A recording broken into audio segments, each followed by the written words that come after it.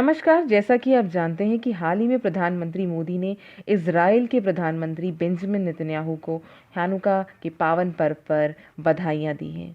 आगे उन्होंने ट्वीट करते हुए इज़राइली लोग और जो जूइश लोग ऑल अराउंड द वर्ल्ड रहते हैं उन्हें भी इस पावन पर्व की बधाई दी है। तो मैं हूँ मीनम और आज हम इस वीडियो में जानेंगे कि हैनुका क्या होता है, इसे क्यों सेलिब्रेट किया जाता है तथा भारत और इज़राइल के रिलेशंस पे भी प्रकाश डालेंगे।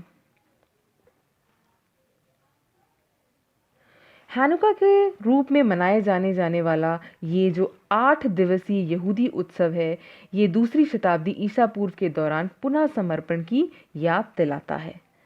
यरूशलेम में दूसरा मंदिर, जहां कथा के अनुसार यहूदियों ने अपने ग्रीक सीरियाई उत्पीड़कों के खिलाफ मैकेबिन रिवोल्ट या मैकेबिन विद्रोह में उदय किया था। हैनुका, जिसका अर्थ है हिब्रू में होता है समर्पण, हिब्रू कैलेंडर पर किसवेल के 25वें दिन से शुरू होता है और आमतौर पर नवंबर या दिसंबर के महीने में पड़ता है। इसके अलावा हम इस त्योहार को क्रिसमस या कह लीजिए, माफ़ कीजिएगा, इसे यहूदियों के क्रिसमस के रूप में भी मनाया जाता है। हनुका का उत्सव एक 9 शाखा वाले मेनोरा के जलाने के आसपास घूमता है। देखिए ये मेनोरा क्या होता है। मेनोरा, आप ये पिक्चर देख पा रहे होंगे, इसके तहत आपका ये 9 शाखा वाला मेनोरा, यानी ये जो एक तरह का कैंडल स्टैंड होता है जिसमें 9 कैंडल्स जलाने की जगह होती है और मिड में जो कैंडल होती है इसका प्रयोग किया जाता है बाकी कैंडल्स को जलाने के लिए। तो ये आप नाम याद रखिएगा क्योंकि आगे वीडियो में हम इस नाम के बारे में बात भी करेंगे। आगे अगर हम बात करें तो लगभग 200 ईस्वी पूर्व यहूदिया, जिसे हम जूडिया भी कहते हैं, को इज़राइल की भूमि के रूप में जाना जाता था, जो सीरिया के सेल्यूकाइड किंग एंटोकियस III के नियंत्रण में थी, जिन्होंने वहां रहने वाले यहूदियों को अपने धर्म का अभ्यास जारी रखने की अनुमति प्रदान की थी। आगे उनके जो बेटे हैं एंटोकियस IV कम उदार साबित हुए। उन्होंने प्राचीन सूत्र बताते हैं कि उन्होंने यहूदी धर्म को त्याग दिया और यहूदियों को ग्रीक देवताओं की पूजा करने का आदेश दिया। तो वो उदार नहीं थे और कम उदार साबित हुए। 168 ईस्वी में उनके सैनिक जेरूसलम में उतरे और उन्होंने हजारों लोगों का नरसंहार किया और ज्यूस को एक वेदी बनाकर उसकी पवित्र दीवारों के भीतर सूअरों की बलि देकर शहर के पवित्र दूसरे मंदिरों को उजाड़ डाला। आई मैकेबिस के अनुसार हैनुका का उत्सव 165 ईसी पूर्व में जुडास मैकेबिस, ये नाम आप थोड़ा ध्यान दीजिएगा, ठीक है, जो जुडास मैकेबिस है, इनकी विजय, जो इन्होंने क्या किया था, इन्होंने जो एंटोकियस है उसके खिलाफ 3 साल के संघर्ष में अपनी जीत के बाद यहूदा के मंदिर की सफाई और बहाली का आदेश दिया और ये जश्न उनकी ये जीत का ही एक तरीके से, इस जीत को ही मनाया जाता है इस जश्न के रूप में। इसके शुद्ध होने के बाद एक नई वेदी स्थापित की गई और केसवेल 25 पर समर्पित की गई।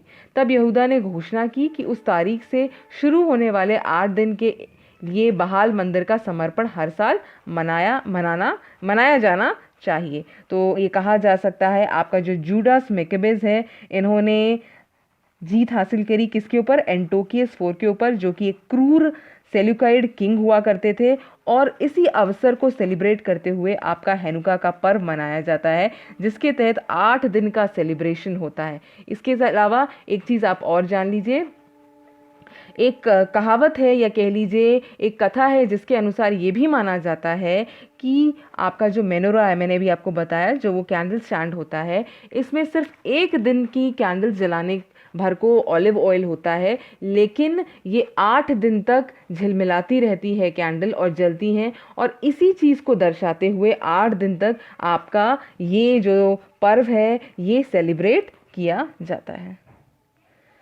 आगे अगर हम भारत और इज़राइल की बात के रिलेशंस के बारे में बात करें तो भारत ने आपका 2019 में इकोसॉक में, जो यूनाइटेड नेशंस का इकोसॉक है आपका, ठीक है, यूनाइटेड नेशंस का इकोनॉमिक एंड सोशल काउंसिल है, यहाँ पे सपोर्ट किया था किसको? इजराइल को। और किसके अगेंस्ट? पैलेस्टीन के अगेंस्ट। आप जानते हैं इजराइल और पैलेस्टीन के बीच में काफ़ी विवाद है जो सालों से चला आ रहा है।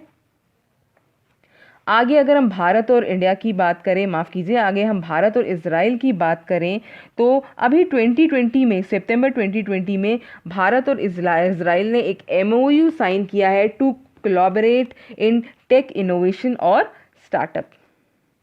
इसके अलावा जो बेंजामिन नेतन्याहू हैं वो 2018 में भारत आए थे, ये देखिए आप इस न्यूज़ में देख सकते हैं। इसके अलावा अगर हम मोदी जी की बात करें तो वो भी 2018 जुलाई में कहाँ गए थे? इजराइल के दौरे पे गए थे।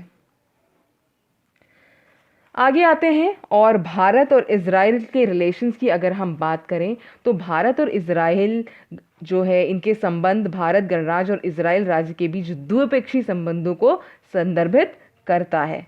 भारत इजराइल के सैन्य उपकरणों का सबसे बड़ा खरीदार है। देखिए एक इंपॉर्टेंट चीज़ है, ठीक है, भारत जो है वो इजराइल के सैन्य उपकरणों का सबसे बड़ा खरीदार है और रूस के बाद जो इजराइल भारत का दूसरा सबसे बड़ा रक्षा आपूर्ति करता है। ठीक है, ये एक चीज़ इंपॉर्टेंट है, इसे आप ध्यान रखिएगा। इसके अलावा भारत इजराइल के रक्षा मंत्रालय के तहत अंतर्राष्ट्रीय रक्षा सहयोग निदेशालय में शामिल प्रमुख देशों में से एक है। इसके संक्षिप्त, जिसे हम संक्षिप्त रूप से सीबैट भी कहते हैं, के नाम से जाना जाता है, रक्षा उद्योग के लिए सरकार की आउटरीच शाखा में निदेशालय है।